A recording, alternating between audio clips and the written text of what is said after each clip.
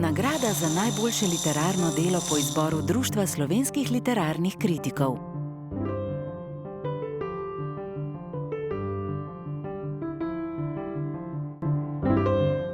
Jaz bi tako rekel, da je to zbirka veselih žalostink ali pa žalobnih poskočnic. Namreč je ena takšna mešanica bolj otožnih in pa bolj ironičnih tonov oziroma otožnih tonov, ki so potem ironizirani. Tako da je po moje zanimiva za tiste, ki se radi nasmejijo, pa potem, da tudi majčkeno jim ostane recimo malo otoženosti ali pa mogoče celo malo grenkobe. Kar se tiče nastajanja zbirke, ne vem, koliko je to za druge zanimivo je zame, ker sem jo pisal pač v nekem obdobju, ko nisem mogel na računalnik pisati, in sem potem pisal to predvsem po noči, ker tudi nisem kaj dosti zaradi bolečin mogel spati, in na telefon. In tako je to tako nastajalo, da v bistvu je po delčkih nastajala ta zbirka, kar se pa potem kasneje ujelo še z nekim premislekom, ki je pa prišel iz matematike, in sicer je to teorija o mnogoterosti. Tako da se mi je zdelo potem, da sem tako kar malo matematika, ki lepi med sabo te evklidske prostore v neko novo tvorbo, in da so te pravzaprav pesmi sestavljene iz nekih zelo logičnih delčkov, ki pa potem mogoče v celoti pesmi niso niti več tako logični, oziroma ne delujejo več, celotne pesmi ne delujejo več tako logično.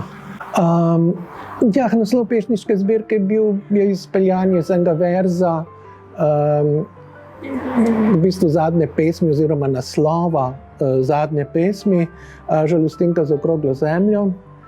Nanaša se pa pravzaprav na to situacijo, v kateri živimo, ker pravzaprav neka, bi rekel, ta znanstvena resnica vse bolj potisnjena ob stran, se pravi resnica, ki je dokazljiva in ki je dokazana, namesto nje pa stopa recimo temu neko vraževerje, novodobno newagерsko vraževerje.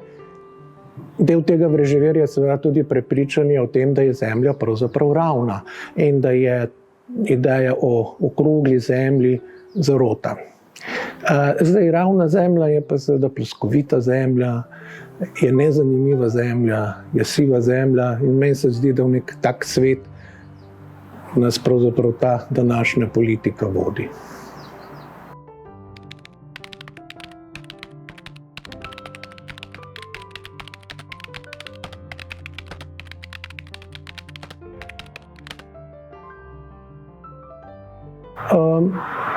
Načeloma se strinjam seveda s to izjavo, ker se mi zdi, da v tej zbirki sem se bolj prepustil spet jeziku, kot sem se pa v nekaterih prejšnjih, oziroma da jezik me toliko ni vodil vse pravzaprav od prve moje zbirke naprej. In ogromno pesmi je tukaj nastalo iz nekih čisto jezikovnih pobud.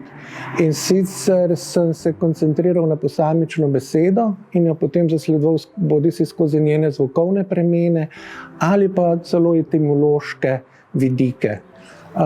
Recimo beseda hoditi, pa njen etimološki izvor, pa izpeljave iz tega izvora so naredile eno pesem. Recimo, ena pesem je posvečena tudi jezikoslovju, se pravi Grimmu, de Saussurju in pa Chomskymu. To je zdaj ena plat, nekje v neki točki se pa ne morem strinjati, kot se najbrž ne more nihče, ki ima mačko, ali je res ona moja ljubljenka, ali sem jaz njena, to je pa zdaj kar veliko vprašanje.